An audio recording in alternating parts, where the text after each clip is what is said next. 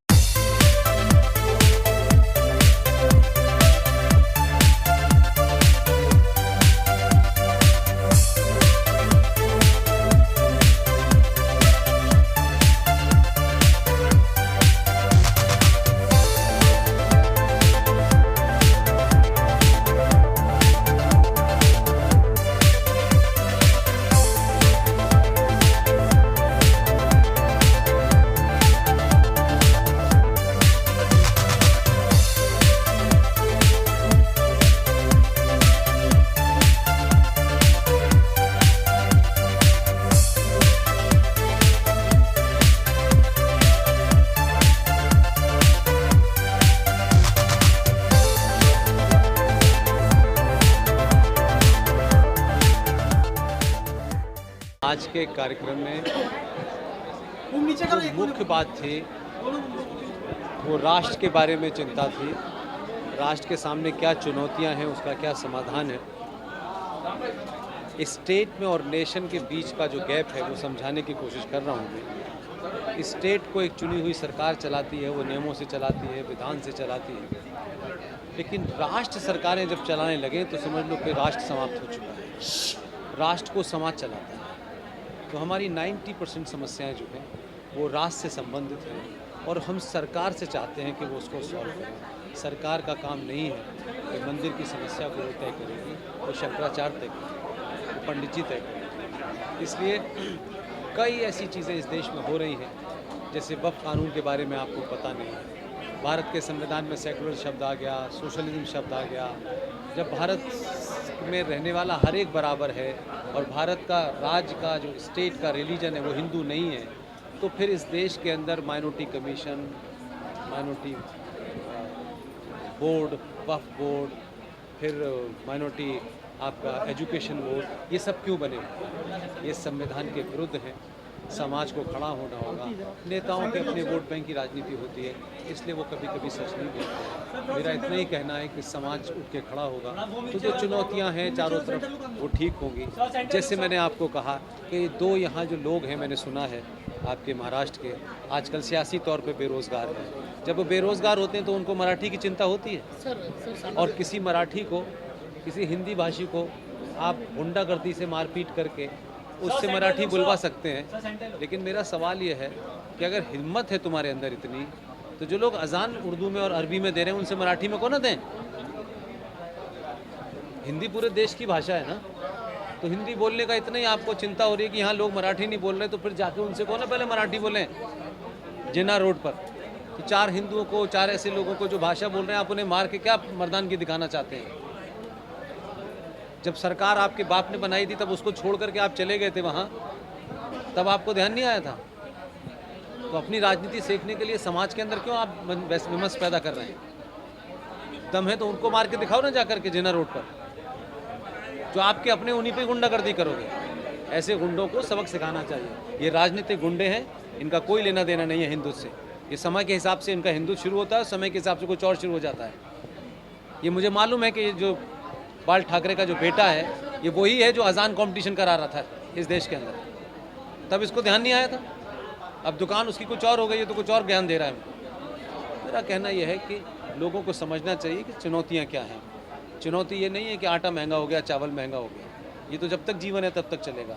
आपकी सिविलाइजेशन समाप्त हो रही है, उसकी तरफ किसी को पता नहीं। इस पूरे सफ़र का यही एक मतलब है।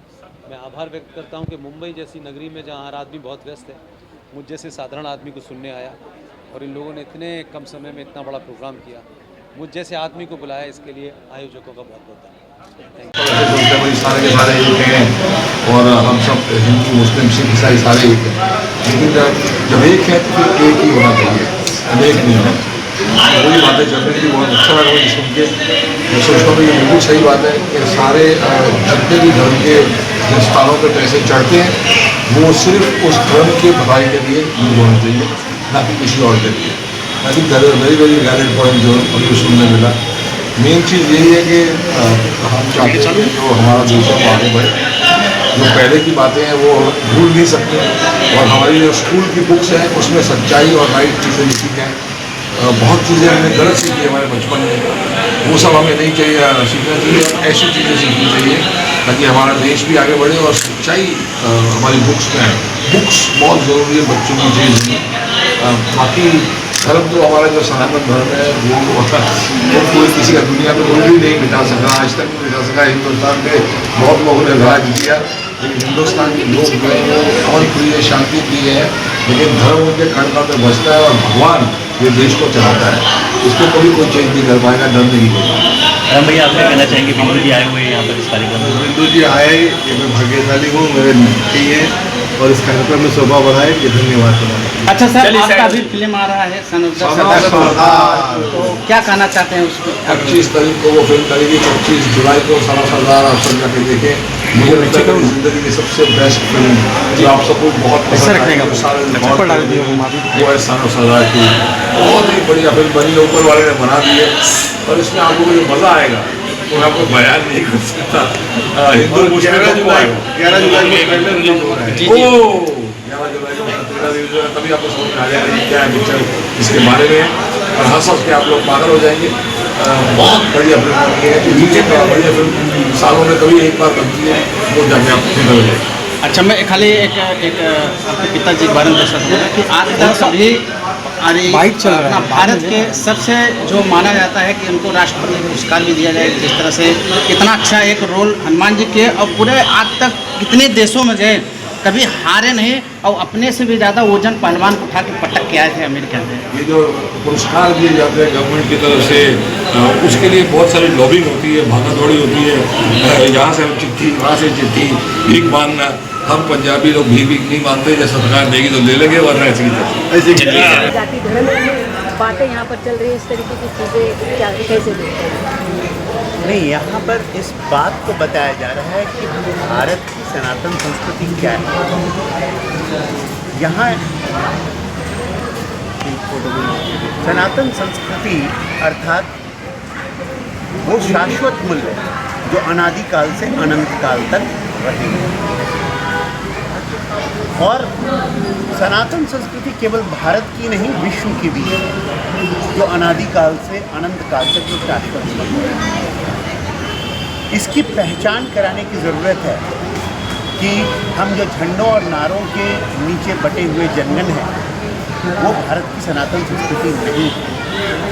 भारत की सनातन संस्कृति एकात्म में है, भारत की सनातन संस्कृति मानवता में है, प्राणी मात्र से प्रेम में है और कायरता में नहीं बल्कि कर्म में है।